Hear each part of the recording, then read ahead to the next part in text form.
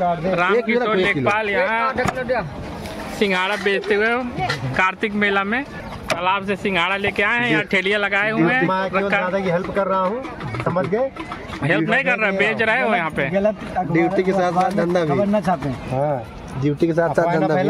अफवाह न फैलाएं, अन्यथा आपके खिलाफ कार्रवाई हो सकती है। लोग कालिंजर किले की तरफ चढ़ाई कर रहे हैं। आपको रास्ते का नज़ारा दिखाएंगे।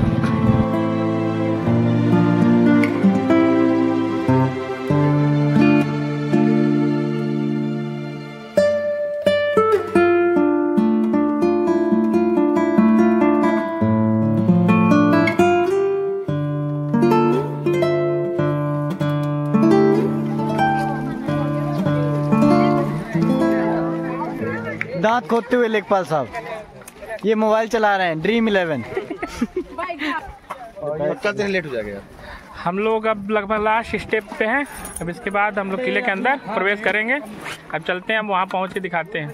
किसी भी शासक द्वारा कलिंजर फोर्ट पर कब्जा करने का मेन कारण उसकी जियोग्राफिकल लोकेशन था।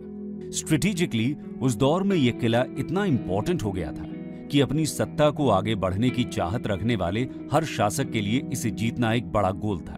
उस समय कलिंजर को जीतने का मतलब अपनी सत्ता को बढ़ाना और अपनी पावर को प्रूव करना था। यह किला घने जंगलों के बीच पहाड़ी की चोटी पर बना हुआ था। इस किले तक किसी भी दुश्मन सेना का पहुंचना बेहद मुश्किल था।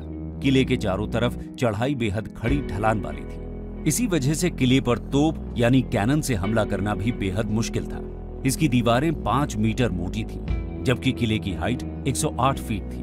दोस्तों, 1540 में अफगान रूलर शेर शाह सूरी ने मुगल बादशाह हुमायूं को हराकर नॉर्थ इंडिया में सूर डायनेस्टी की स्थापना कर ली थी। ऐसे में हुमायूं को भारत छोड़ ईरान में शरण लेनी पड़ी थी। इसके बाद शेर शाह सूरी एक मजबूत शासक के रूप में उभर रहा था और एक के बाद एक नॉर्थ इंडिया के अलग अलग रीजन्स को अपने कब्जे में करता जा रहा था। इसी क्रम में नवंबर 1544 में उसकी सेना ने कलिंजर किले की घेराबंदी करनी शुरू कर दी।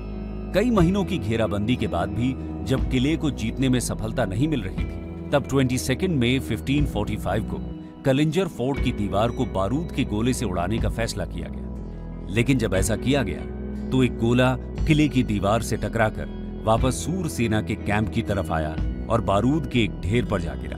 इत्तेफाक की बात यह थी कि उस समय इसी ढेर के पास खुद शेर शाह सूरी खड़ा हुआ था। गोले के बारूद के ढेर पर गिरते ही एक बड़ा विस्फोट हुआ, जिसके कारण शेर शाह सूरी बुरी तरह घायल हो गया और कुछ ही समय बाद उसकी मृत्यु हो गई। हालांकि इसके बाद उसके बेटे जलाल खान ने फोर्ट को कैप्चर किया और खुद को राजा घोषित किया, लेकिन यह घटना भारतीय इतिहास के टर्निंग पॉइंट्स में से एक है। जैसा कि हमने पहले बताया कि शेर शाह सूरी से हारने के बाद मुगल बादशाह हुमायूं देश छोड़कर भाग गए।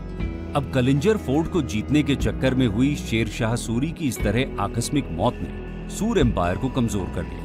उनके उत्तराधिकारी उनकी तरह केपेबल नहीं थे, जिससे हुमायूं को एक बार फिर भारत आने और मुगल वंश की सत्ता स्थापित करने का मौका मिल गया। अब जरा सोचिए, अगर शेर शाह सूरी ने कलिंजर को जीतने की जिद न की होती, उसकी इस तरह मृत्यु न हुई होती, तो क्या मुगल बादशाह हुमायूं इतनी आसानी से वापस भारत आ पाते?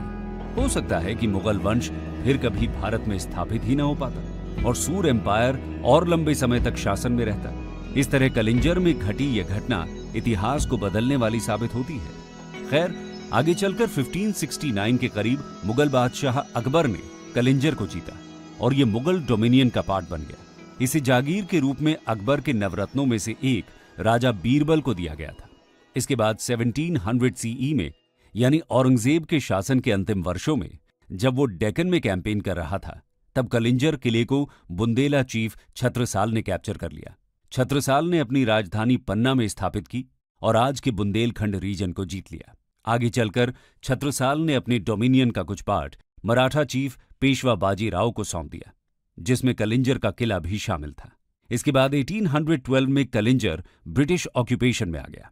दरअसल ट्रीटी ऑफ सुरजी अर्जन गांव के तहत पेशवा ने यह किला ब्रिटिशर्स को दे दिया था। इसकी स्ट्रेटेजिक इंपॉर्टेंस को देखते हुए ब्रिटिशर्स ने इसे एक गैरिसन फोर्ट और प्रिजन में तब्दील कर दिया। 1857 की क्रांति के दौरान बांदा डिस्ट्रिक्ट के लोगों ने ब्रिटिशर्स के खिलाफ जब विद्रोह किया, तो उनके अटैक्स का जवाब ब्रिटिशर्स कलिंजर की मजबूत दीवारों में खुद को फोर्टिफाई करके ही दे पाए थे। ये दोनों लकड़ बाके चिल्ला रहे हैं। Okay bye. ए ना बंद करो बे, निकलना है, फंसे रह जाएंगे। Enjoy your day. पगला गए हो, बोलो।